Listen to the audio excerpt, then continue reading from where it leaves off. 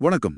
ஒரு தேர்வுக்கான வருடாந்திர திட்டம், அதாவது ஆனுவல் பிளானர்னு சொல்றோம்ல, அது பொதுவா ஒரு ஒரு போர் அடிக்கிற விஷயம். ஒரு பிடிஎஃப் டாக்குமெண்ட், அதுல சில தேதிகள், அவ்வளோதான். ஆனா, நீங்க எங்களோட பகிர்ந்துகிட்ட அந்த யூடியூப் வீடியோவை பார்த்ததுக்கு அப்புறம் ஒரு கேள்வி வருது. இந்த ஆசிரியர் தேர்வு வாரியத்தோட, அதாவது டிஆர்பியோட 2026 பிளானர் மட்டும் ஏன் இவ்வளவு பெரிய அரசியல் விவாதமா மாறி இருக்கு? மிகச்சரியான கேள்வி. ஏன்னா, நாம பார்க்க போறது வெறும் ஒரு தேர்வு அட்டவணை அல்ல.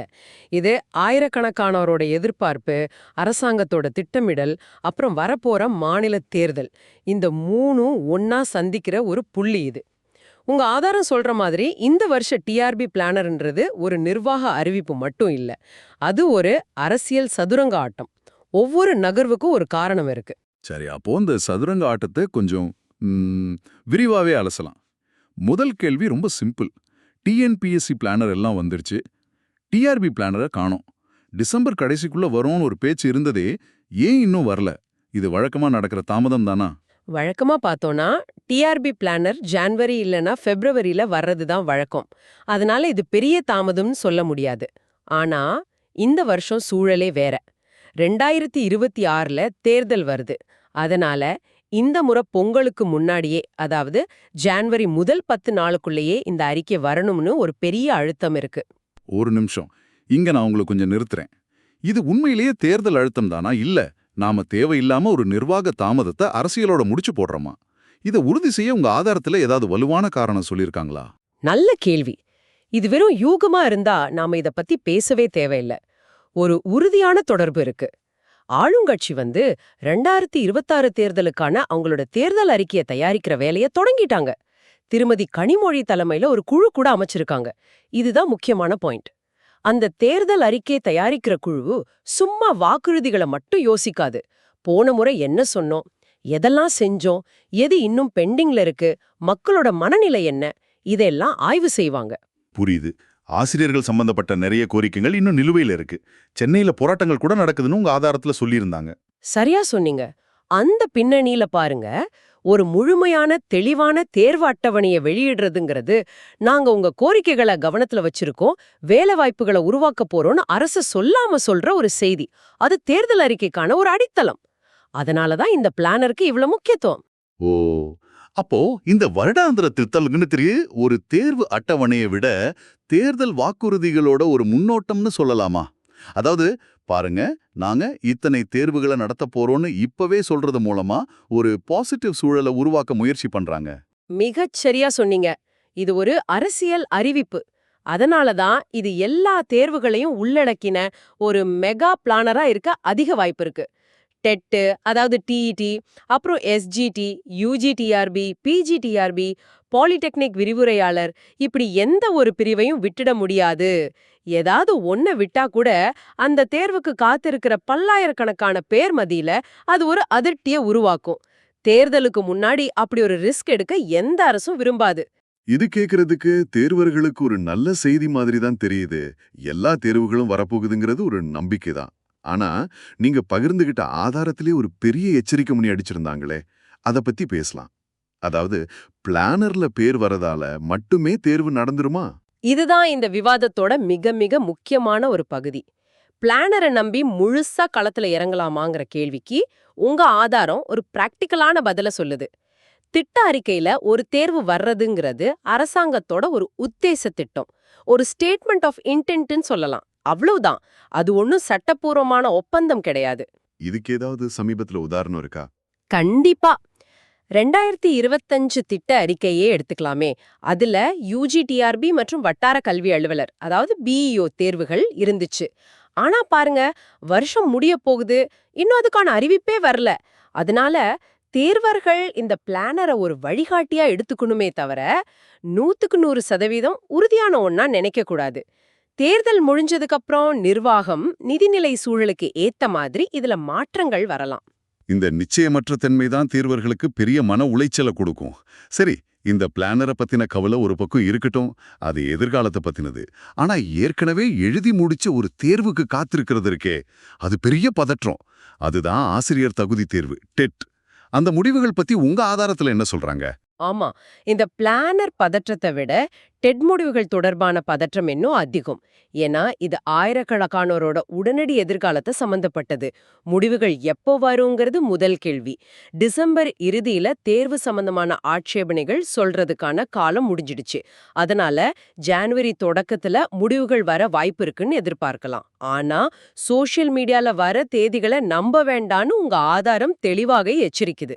சரி, முடிவுகள் வரட்டும். ஆனா அதை விட ஒரு பெரிய விவாதம் அந்த தகுதி மதிப்பெண்ணை குறைக்கிறத பத்தி நடக்குது. அதுதான் இப்போ ஹாட் டாபிக். அது பத்தி என்ன தகவல்?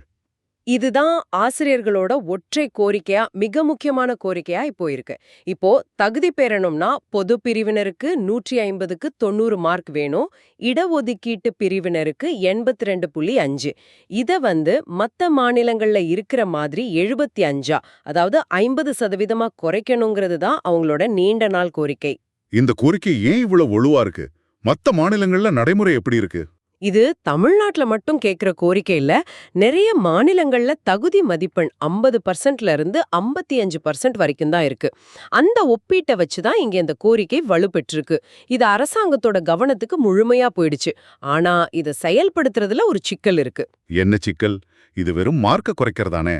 இல்ல, இது ஒரு கொள்கை முடிவு. இத செய்யணும்னா அரசு ஒரு புதுசா அரசாணை, அதாவது ஜிஓ வெளியிடணும். இப்போ இந்த விஷயத்த தேர்தல் அரசியலோட இணைச்சு பாருங்க. இப்படி ஒரு ஜிஓ வெளியிடுறதுங்கிறது லட்சக்கணக்கான டெட் தேர்வர்களை திருப்திப்படுத்துற ஒரு பெரிய அரசியல் நடவடிக்கையா இருக்கும். அதனால நம்ம முன்னாடி பேசின அந்த தேர்தல் அறிக்கை தயாரிக்கிற குழுவோட பரிந்துரை பேர்ல இந்த முடிவு எடுக்கப்படலாம். சொல்லப்போனா ரிசல்ட் வரதுல தாமதம் ஆகிறதுக்கு காரணமே இந்த ஜிஓ வெளியிடலாமா வேண்டாமான்னு அரசு யோசிக்கிறது கூட இருக்கலாம். ஓ, அப்போ டெட் தேர்வு முடிவுகள்ங்கிறது வெறும் மார்க் லிஸ்ட் மட்டும் இல்ல, அது ஒரு அரசியல் முடிவோட வெளிப்பாடா இருக்க போகுது.